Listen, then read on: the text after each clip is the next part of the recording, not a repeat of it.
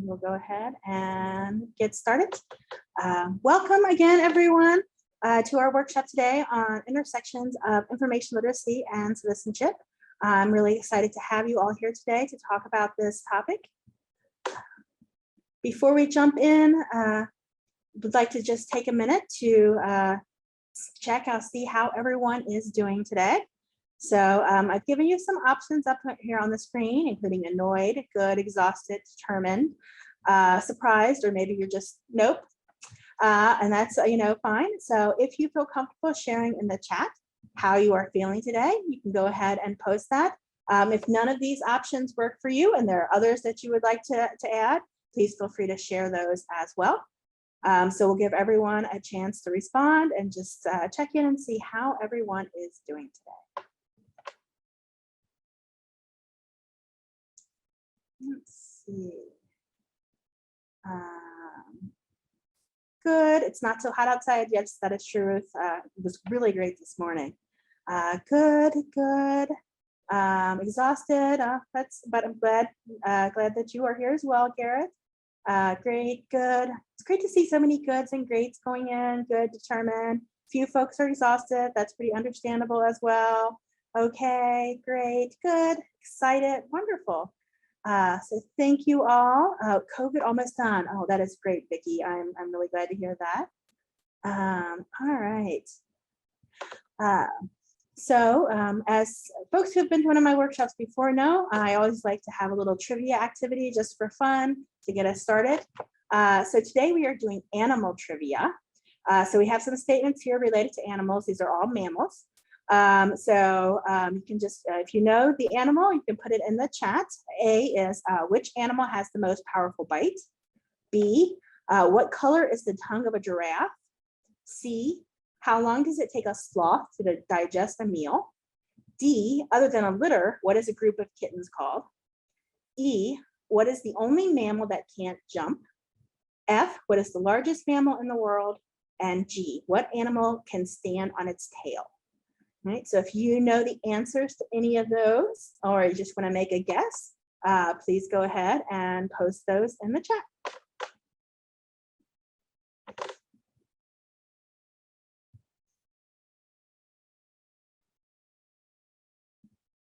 All right, so responses that are coming in. Let's see what we have here.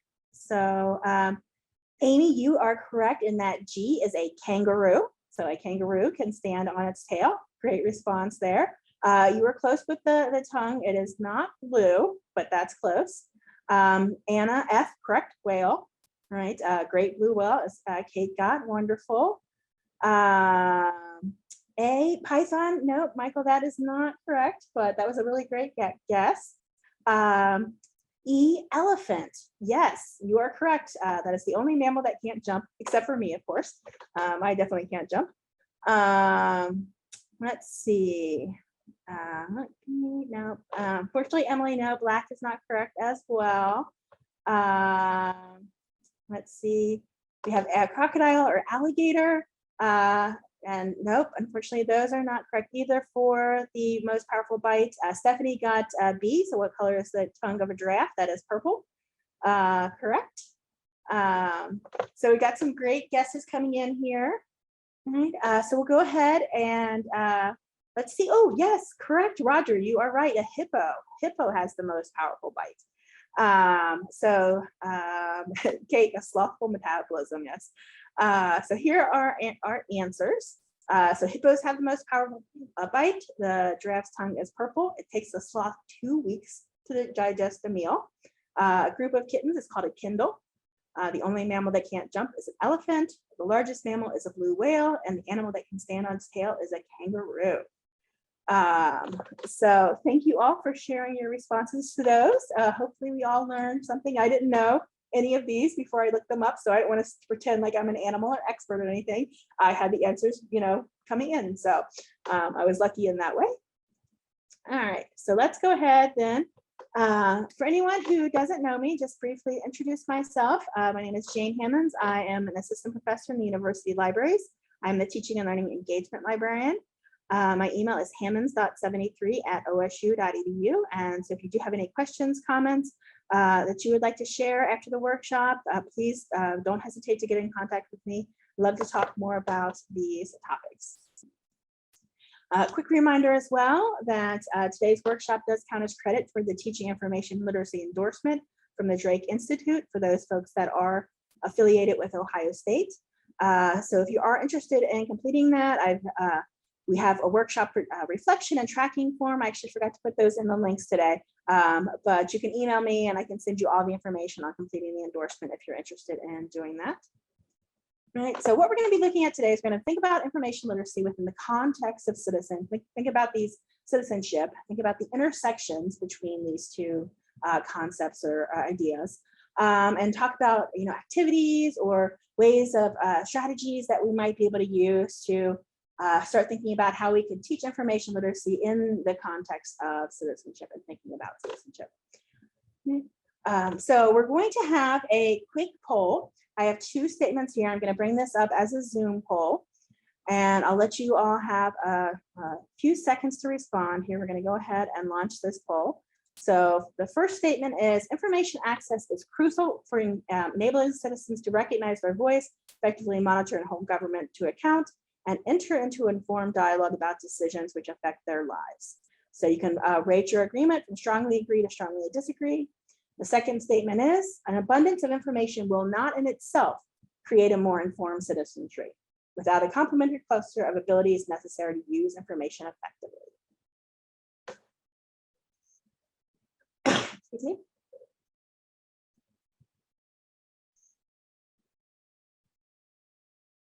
All right, so we'll give it just a few more seconds to give anyone who would like to respond a chance to respond.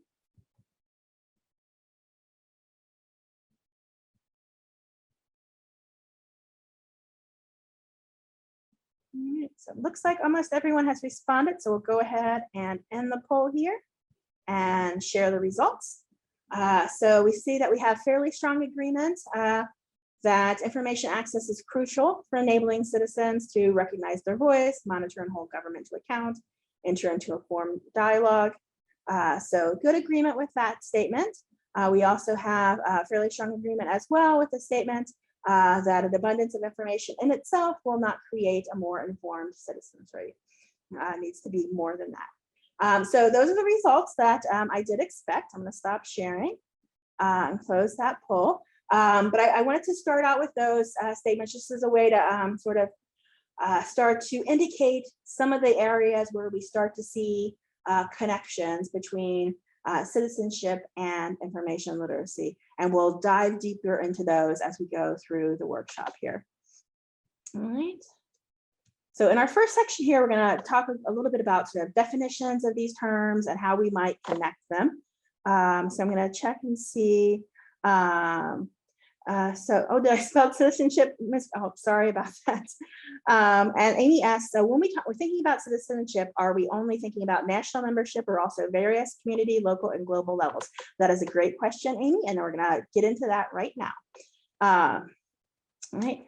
So as Amy's question really indicates, before we can really talk about the connections between these two, we have to talk about what we're actually talking about when we talk about citizenship. What does that actually mean? And what are we actually talking about when we talk about information literacy? What does that actually mean? So that's what we're going to concentrate on in these first couple of sections here, this first section here. So I was looking through and I looked at a lot of different definitions of citizenship. So I wanted to share a few definitions with you as a way of getting an idea of what it exactly is that we're talking about here.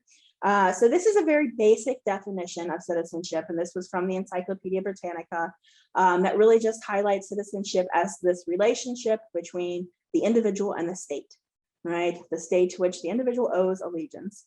And it indicates here, as it says, that citizenship implies both a status for the individual, but also responsibilities for the individual as well. So that's at a very basic level, thinking about citizenship just in terms of the relationship of the individual with the state. Another definition that I found This is from the Stanford Encyclopedia of Philosophy. This identifies this more expanded understanding of information literacy, right? So it talks about citizenship as being a member of a political community, but it doesn't necessarily indicate that that has to be a state. And I really liked this second consideration of citizenship that they really highlight here. So they talk about the first is legal status, right? But the second is thinking about citizens specifically as political agents. So actively participating in the institutions of their society, right? And again, the third, membership in a political community that gives you a sense of identity. So there's another definition of citizenship.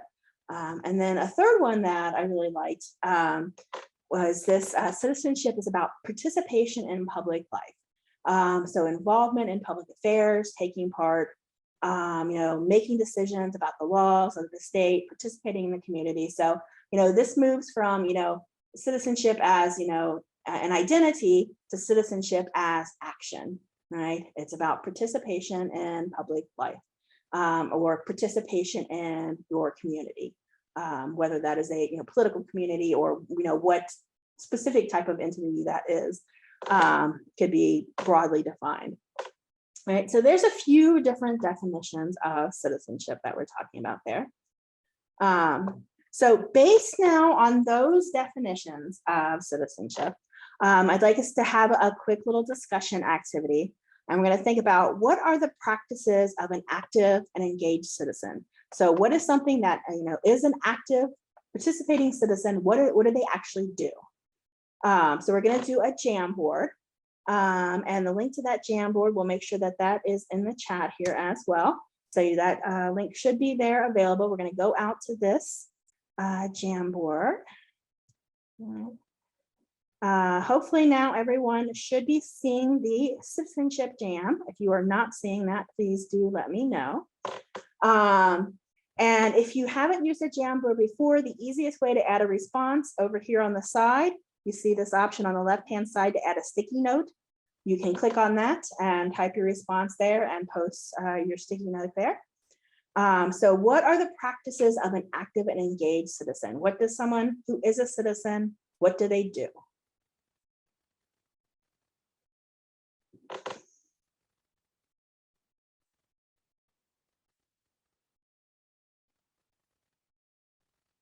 And thank you to the person who is moving the responses and organizing them. I really appreciate that.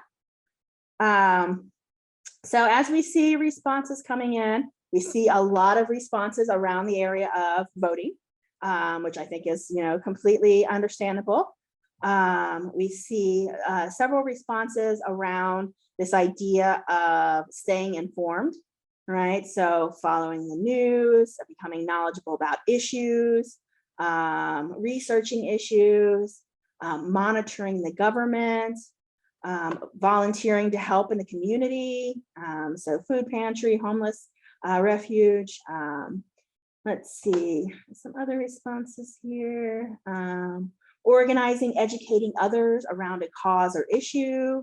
So we see various answers around sort of volunteering, civic participation, and then we see some answers around sort of like challenging themselves or thinking for themselves, critical thinking, gathering reliable information, listening. I think that's a great response there.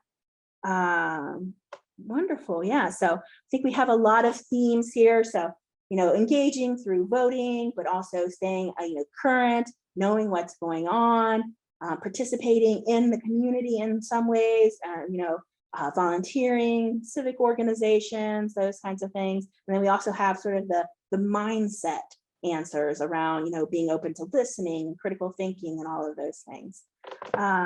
Let's see.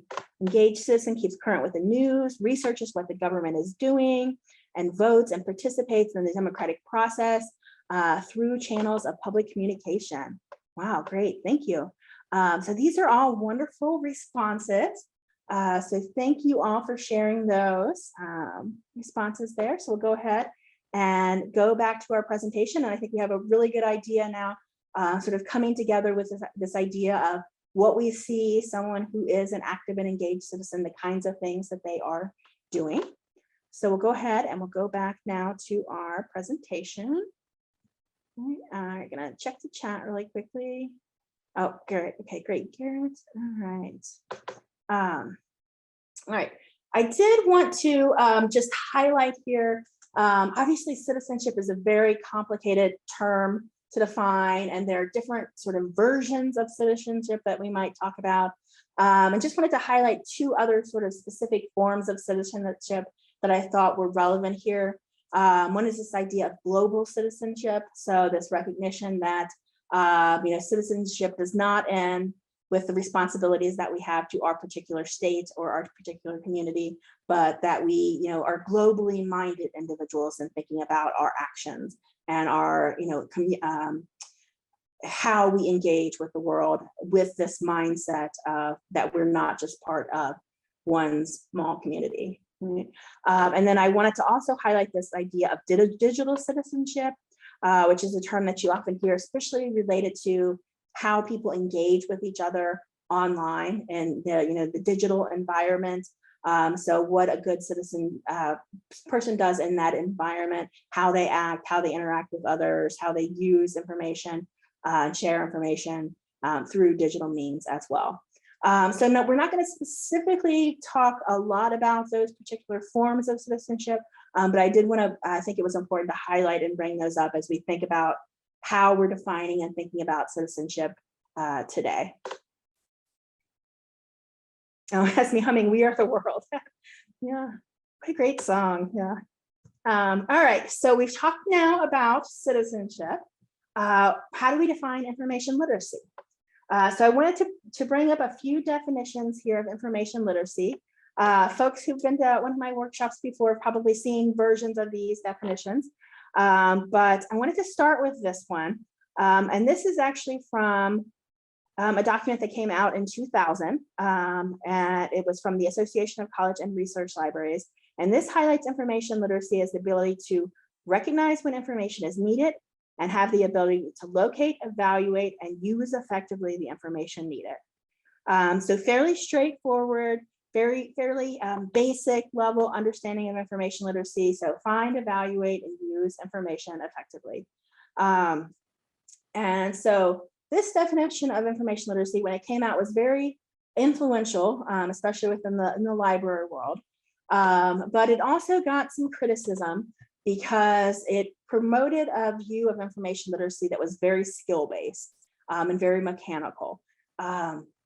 And so there were some, criticisms of this definition that came out, especially that it really didn't consider context at all, and recognizing that how context may influence, how we search or how we evaluate information.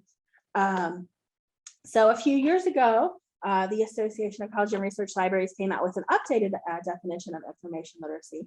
And what this definition does tries to highlight that information literacy is more than just skills of being able to find and evaluate and use information, but it's also an understanding about how information is produced, how information is shared, how information is valued, all right? So knowing sort of all the factors that go into the processes by which information is actually created and shared, and what makes certain types of sources considered more valuable than other types of sources, right? And it also highlights here this idea that students, that everyone, that we're also, we're not just information consumers, we're not just using information, we are creating information, we are creating new knowledge, and we are participating ethically, and they highlight this idea of communities of learning, right?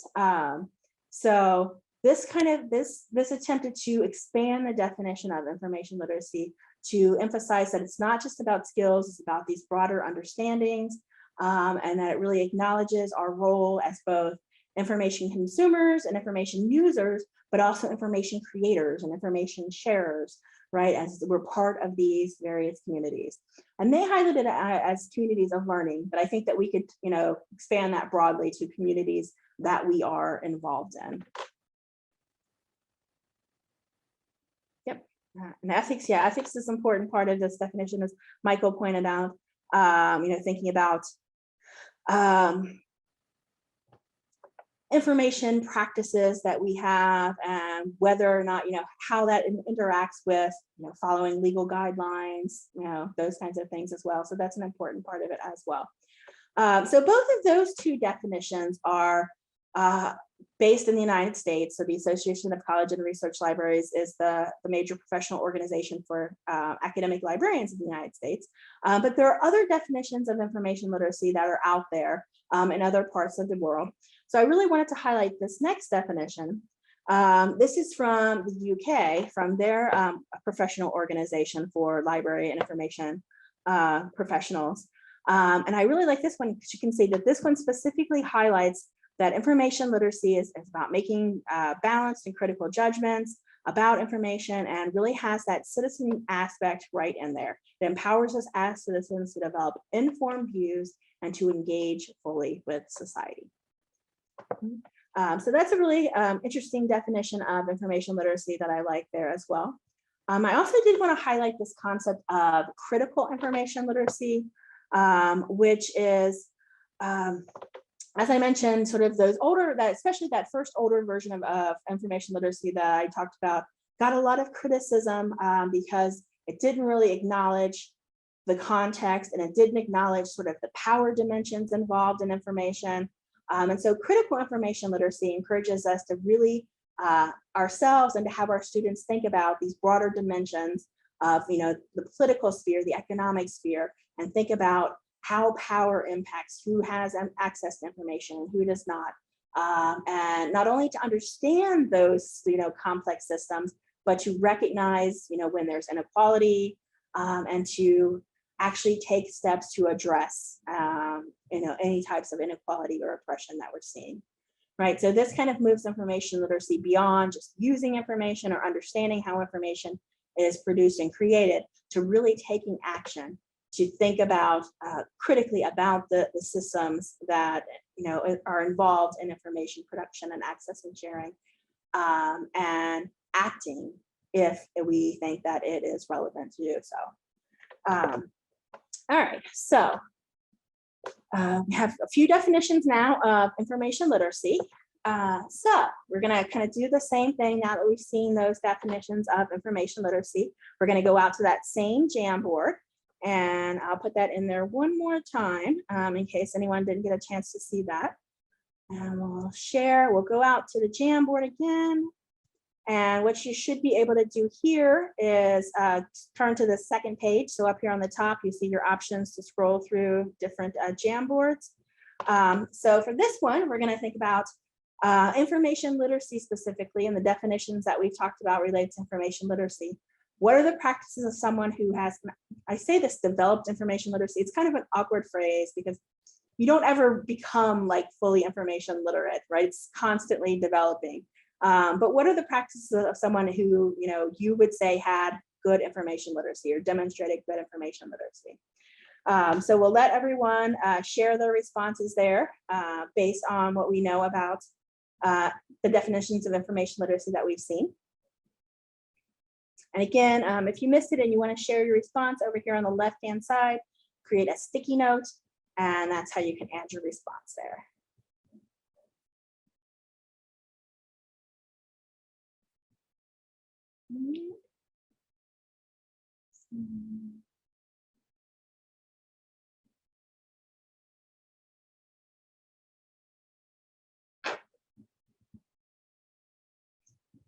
So as we see some of the responses coming in,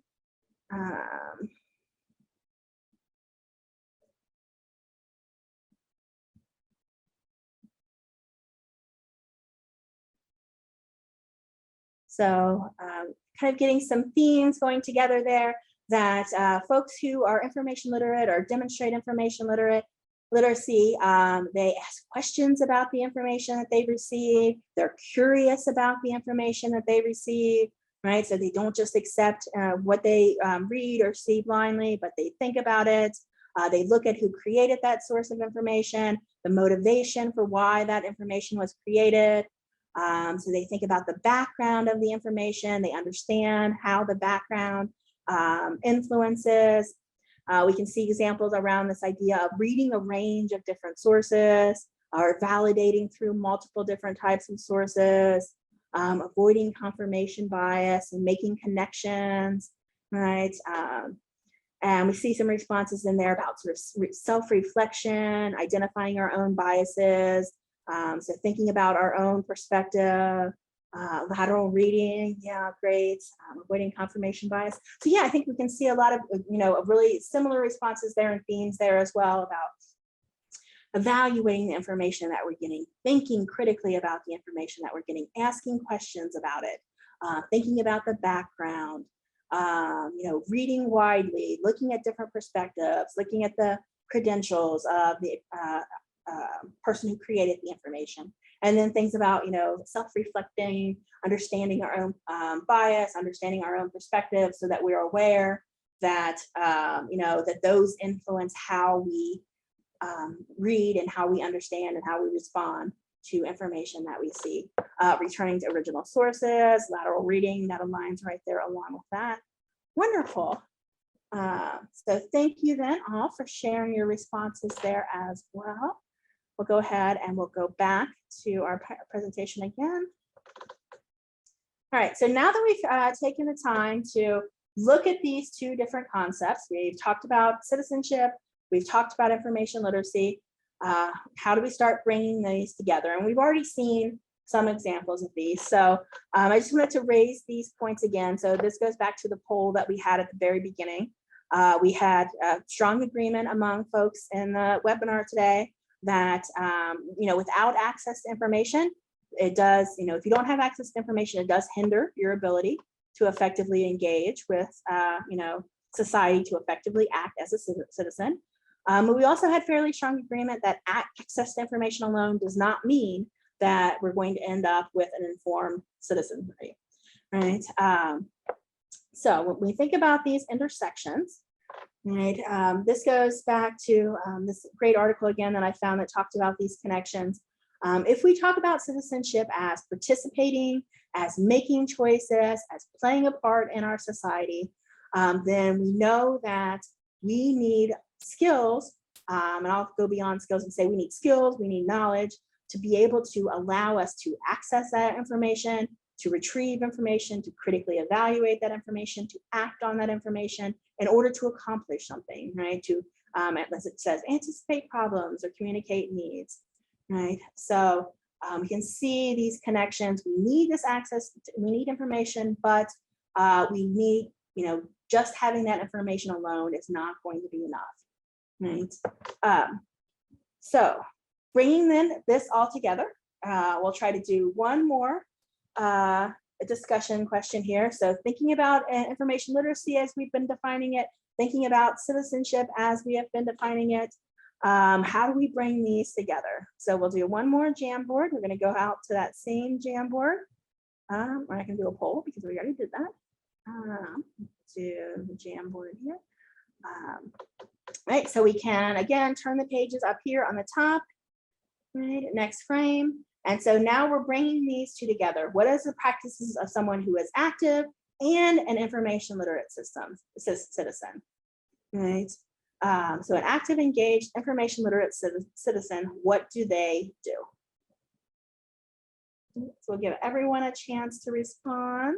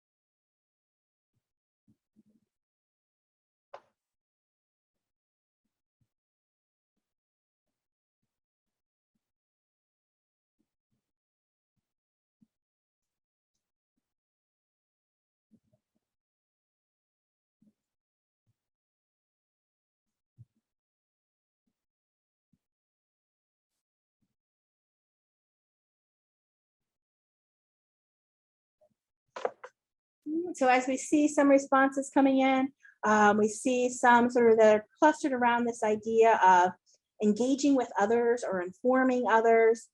So talking to others, sharing with fellow citizens, with neighbors, with friends, with children. So teaching, sharing, discussing, engaging, staying knowledgeable about current issues affecting the state, as well as engaging in debate, attending lectures, town halls, asking questions, another asking questions, looking for answers. Yeah, active listening, active and engaged and researches the claims, evidence, and arguments that come from public and political representation in the service of discerning whether the public figure is conveying, right? Yeah.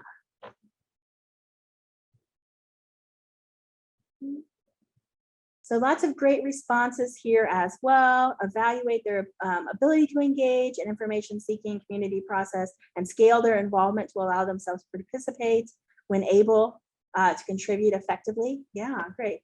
So again, I think we see a lot of great connections, and I think obviously a lot of similar responses to what we've seen as we've kind of been building up to this definition here, that, you know, it's about participating, but about staying informed while we are participating, about you know, being knowledgeable about what's going on, about considering other points of view, researching the claims, conveying credible, let's see, whether the public figure is conveying accurate, credible, and current information, right? So it's not just about, you know, listening to or engaging with public figures, but critically examining and thinking about what they're actually saying. Can admit to being wrong. That's a great response as well. Right, because we know that, you know, we all can't know everything. So, you know, if we research and we find out that we were wrong, we have to be able to admit that we were wrong. Yeah. Great. So again, thank you all so much for sharing your responses there. We'll go ahead and go back now to our presentation. So just some of the things that I highlighted, right? And I think that these were found very clearly in the responses that you guys gave. So, you know, maintaining awareness of all the developments that are going, political, social, economic development. So keeping up with the news, knowing what is going on. We also saw examples about seeking out multiple perspectives, right?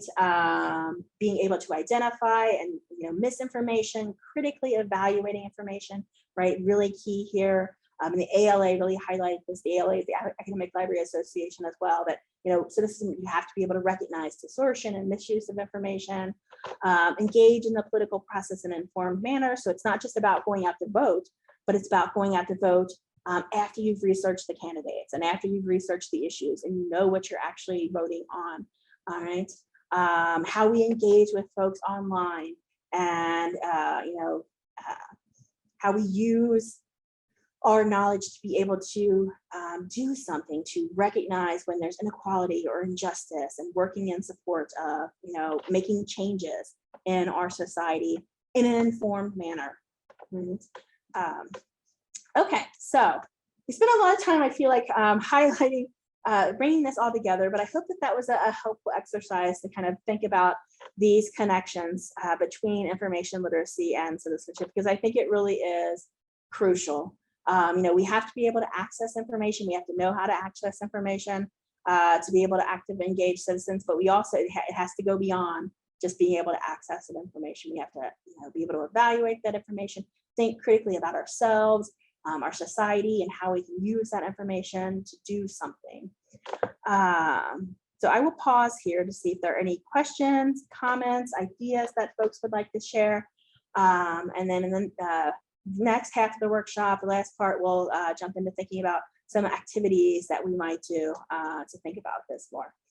But I'll just pause and see if there are any questions or comments that come in.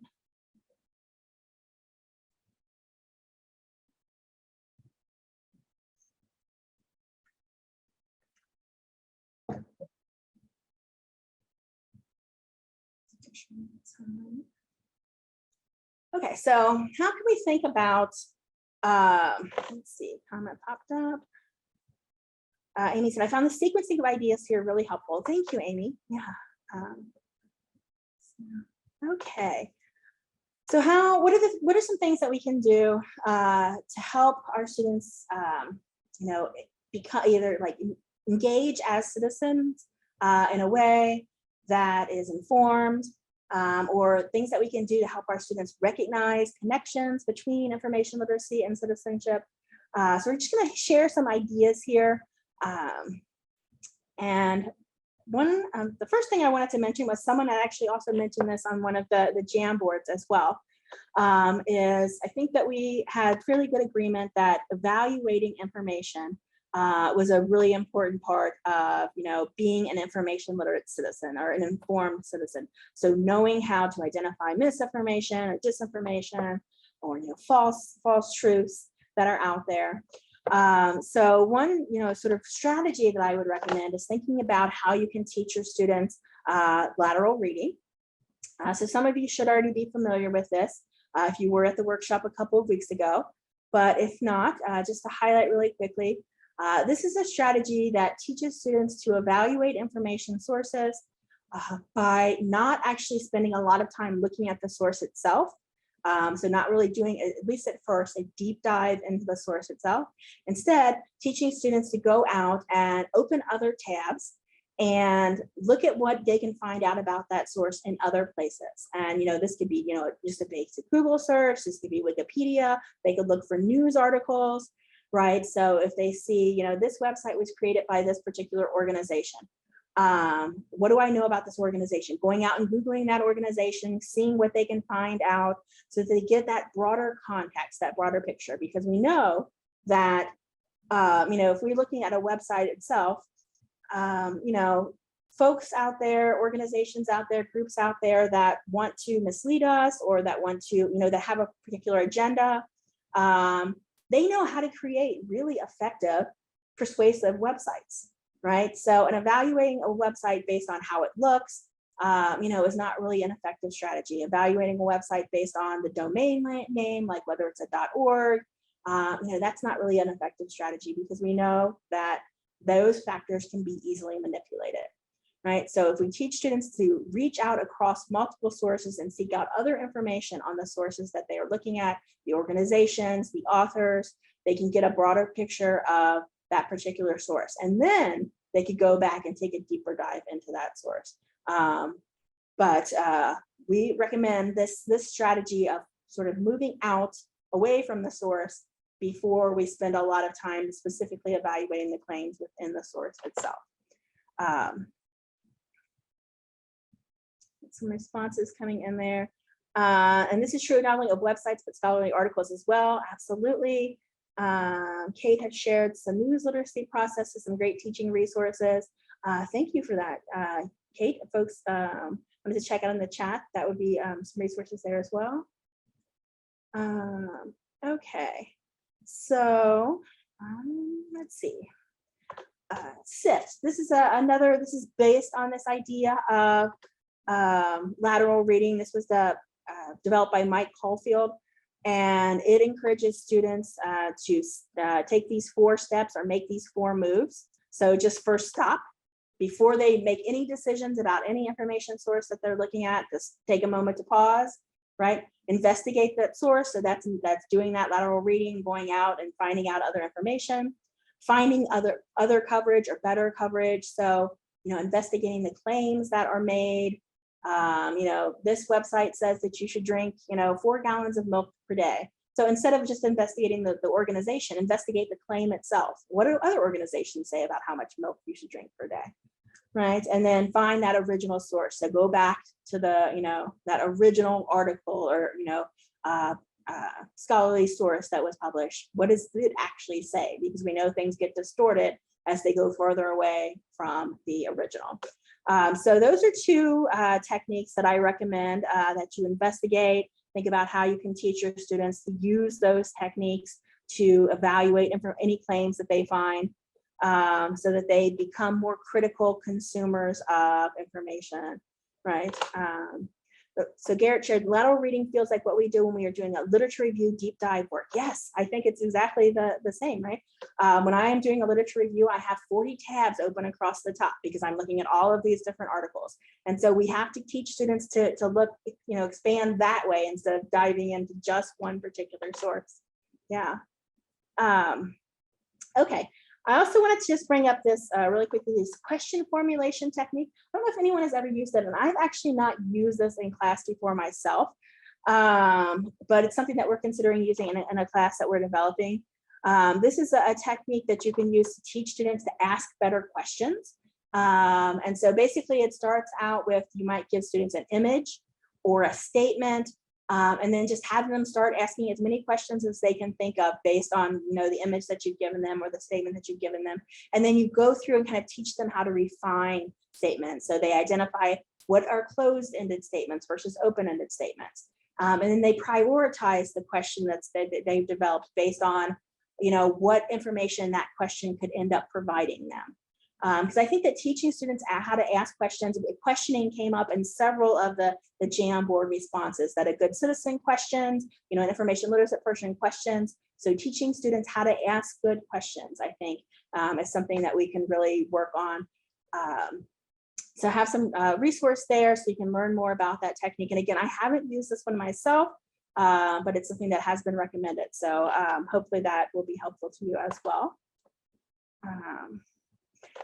Anything that we can do, I think, to help our students recognize the techniques that are used to get our attention, to keep our attention, and to trick us or manipulate us, I think can be really helpful.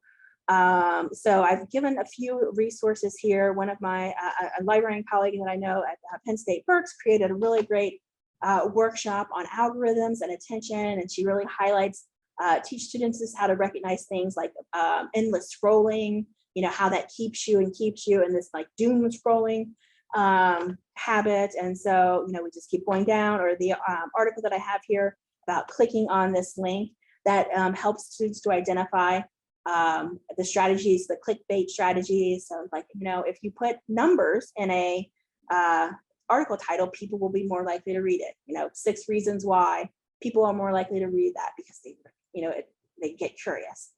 So teaching students about these kinds of strategies and manipulation techniques, or sort of any ways that you can do that, I think can be really helpful as well, to create students who are more able to evaluate all of the claims that they see out there.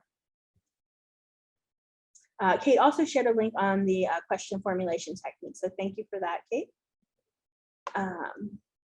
So a few different other examples of activities, things that we can do. So the activity that actually we did at the beginning, I think is something that you could do with students as well, going through that specific step-by-step process of thinking about what does it mean to be a citizen? What does it mean to be information literate? And then how do we bring those together? What are the practices? And then, students could reflect on their own practices, how that,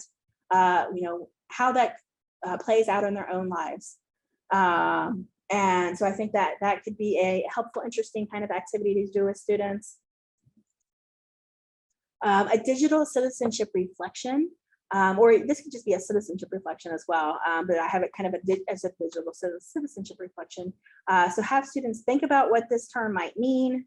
Then I have a few resources here that kind of outline what digital citizenship means. So for example, being open to hearing multiple perspectives, evaluating accuracy of information, making informed decisions, being aware of your own online activities.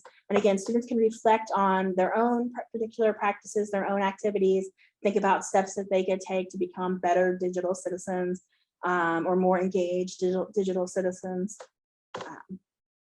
All right, so for this activity here, I thought we'd try to do an activity really quickly ourselves. So I'm going to put here in the chat one more time. We're going to have I'll try to answer the same question. And the question is based on something that's been happening in the news recently. Can Texas secede from the United States? So I'd like everyone to develop an answer, but an answer based on only the specific type of information source that you can use. So if your last name begins with A through J, I want you to develop your answer based just on the source here, and the link is in the chat. So the information inequality example, that link there. So you can go ahead and use that example. If your last name is K through T, you can do a Google search and find any source that you would like. If you find one you would like to share the link to that in the chat, please do so. And then if your last name is U through Z, just based on your own existing knowledge, you can answer. So I won't ask everyone to put their answers in right away. We'll give everyone a chance to do a quick search if you would like, to go out and use that source if you have a chance to do that. And so we'll pause here, give everyone a chance to look, and then we'll ask folks to share their answer to the question, can Texas secede from the United States based on your particular information pathway? So I'll let folks know when to share their answers in just a few seconds.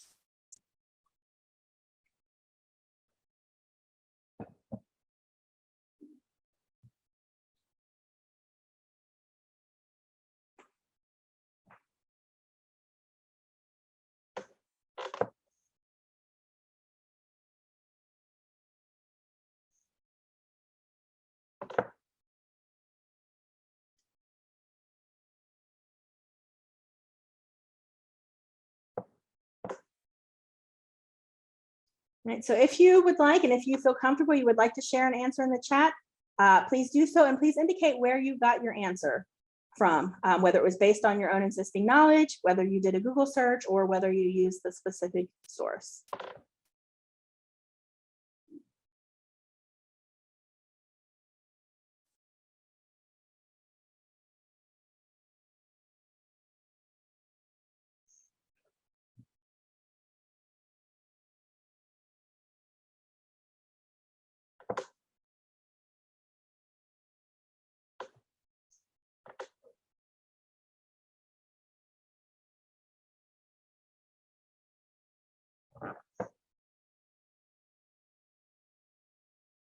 So we'll give it just a few more seconds to see if anyone else, as folks are working on their responses. You know, it always takes a little bit longer than I plan.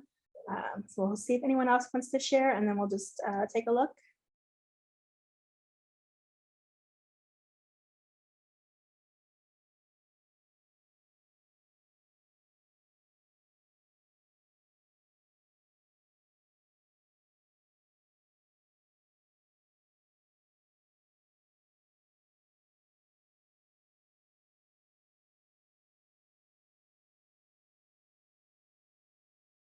So as we are looking at the responses here, we can see that we have several folks saying, yes, Texas can secede.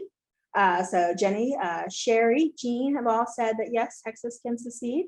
Amy says no, not legally. Amber says no. Right, Michael says no. Amber, they can split into multiple states, right? So Anna says yes, according to TexasSecede.com, Texas can succeed. Ruth says no. Christy says no. Shannon said efforts to secede have not been taken seriously in recent history. So obviously the folks that that said yes had all indicated that they base their response on the website that they have been given. Right, so the Texas Secede website, probably unsurprisingly, advocates that yes, right, Texas can secede. But most of the other answers coming in are no, right, based on Google searches or based on individual knowledge. Patricia shared, I believe it was established that a state can't secede during the Civil War, if I remember from my history class, right? So Garrett shared, according to the website, Texas can, but indicates that he thinks that that is completely wrong, right? So obviously the purpose of this activity, and you know, obviously I think that the right answer is no, legally Texas cannot secede. But based on the website that you are given to look at, the answer is yes. They make the argument that the answer is yes, right? And so this is an example to me of an activity that you could do that is like an information inequality activity, where certain folks have limited resources that they can use to base their answer on, and other folks have much more ability to go out and find other answers, right? So if you only go to that one website, you're going to get this idea that yes, all right. If you're allowed to do a Google search and find all kinds of information, or if you know to do a Google search and find all kinds of information, then you can find a different answer, right? You can use lateral reading and go out and find, oh, but all of these other sites say no. This one site says yes, but all these other ones say no. If you were forced to answer based on your existing knowledge, right, that might have depended on, you know, how much attention you were paying in history class in high school, right?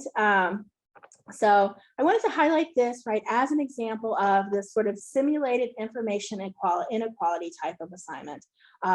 So recognizing that folks out there are going to have different types of access to information. They're going to have different ability to use the information that they find or to critically evaluate the information that they find. And so I think that this can really help to see how very divergent answers can be provided based on the information that is actually accessed and the ability to access that information. Those that had the chance to Google and find all kinds of different information, right, are better able to find the right answer than those that have a much more limited access to information. So there's an activity that I thought might be interesting and helpful to use. And you could base this around, you know, your particular discipline or field to make it a little bit more specific and relevant to your particular course. So another example of a type of activity that you might want to do is, so here's some questions. What type of an information inequality is relevant to your discipline or field? Or what is an example of misinformation that is relevant to your discipline or field? If you feel comfortable sharing an answer in the chat, please do so. But an example could be like, for a social work practitioner, they might be working with clients that don't have broadband internet access. And that's an information inequality that is relevant to their field. For nursing, for an example, they might be working with patients who, you know, have looked at the wrong websites and have misinformation about, you know, whatever they're dealing with. And so it's important that nurses are able to deal with that situation as well. So if you feel comfortable sharing an information inequality or a way that a misinformation impacts your field, please go ahead and do that in the chat. So, and let's see, looking, so Amy shared, I'd love more information about intention engineering techniques. Yeah, I will try to add some more, Amy, to the email, the follow-up email that I sent. Let's see. So Garrett shared, I'm currently teaching a second-year composition class in a prison. They do not have access to online resources. Yeah, that's a great example. Christy shared misinformation about climate change promoted by well-funded research institutions that share include staff with PhDs. Vicky shared, if you're not affiliated with a university, you do not have access to all academic journals, even veterinarians. Not all students have access to online information. Yeah, absolutely. Garrett added, they can only access sources and folders that are local disk and network PC in the labs. Yeah, definitely an information inequality. Great, so thank you for sharing those examples. So this is the example of a type of activity that you could do to help students get started thinking about within the context of your particular discipline or field, information inequalities or misinformation that is relevant to the discipline or course. And then you could have students research what the causes or consequences of that information inequality or misinformation might be. And if we go back to this idea of citizenship as participating in society, as actively engaging in society, what students could do would be develop some type of action plan. So, you know, here's an information inequality that is relevant to my discipline. Here's an action plan how I, as a citizen, what I can do to, you know, help to ameliorate this issue or create some sort of change in the society that I want to create. So helping students recognize that it's not just about, you know, thinking within their particular discipline or field, but how they can go beyond that and see the connections to these issues that are going on in our society and their own responsibilities as citizens to go out and create change or to advocate for change in some way. Yeah, some other examples in there. Often people have access, but the issue of authority, people don't trust authoritative sources, so that's definitely coming in there. Yeah, several folks have mentioned that as well. Yes. Yeah. All right, and then I think this might be the last sort of activity idea. And this is basically very similar to what I was just talking about, but you could have students think about specifically about how citizenship is connected to their role as a practitioner or a professional in their particular field. So as a chemist and a citizenship, do you have certain responsibilities? As a social worker and a citizen, do you have certain responsibilities? You know, I talk about and think about doing things like this, doing these kinds of workshops is one sort of part of my role as a librarian, to help in some very small way contribute to the society that I am living in. And so I found this really interesting example from an article from 1935 talking about citizenship within the context of chemistry. And that, you know, chemists, they have a responsibility to use their specialized knowledge in chemistry to help solve some of the problems that they were seeing in society at that time. So what you could do then is have students think about, you know, do members of this discipline or this field, this profession, have specific responsibilities in terms of using the knowledge that they have, the experience that they have to address or engage with some of those specific problems. Yeah. Oh, chemist in love canal. Yeah. All right. So those are a few different examples.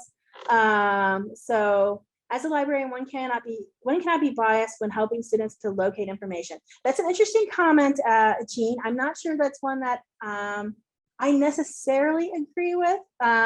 But there's a lot of debate, and I'm sure that you are aware within the librarian profession about the neutrality of libraries and librarians. And I've definitely had some talks with other librarians about our responsibilities in terms of, you know, teaching students to evaluate information, you know, what that looks like, what kinds of information they are. But that's a really great point to raise, the question of neutrality in terms of within our disciplines as well. Let's see. All right. So other questions, comments, key takeaways that folks would like to share? Kate shared there's a lot of pro cons on providing access to all sides. Yeah, absolutely. So you see some comments coming in. Just really quickly, I want to mention that we have a workshop coming up next week, exploring instructor resources at university libraries, on our new site that we have full of instructor resources. So I'll share the link to that in the follow-up email that I send to everyone, just some references and resources. All right. So I'm going to go ahead and stop sharing, let everyone have a chance to ask any questions, comments that they have here. And as we're getting to the last couple minutes, I just want to thank everyone for being here today, for participating, and I hope to see you again at the workshop next week.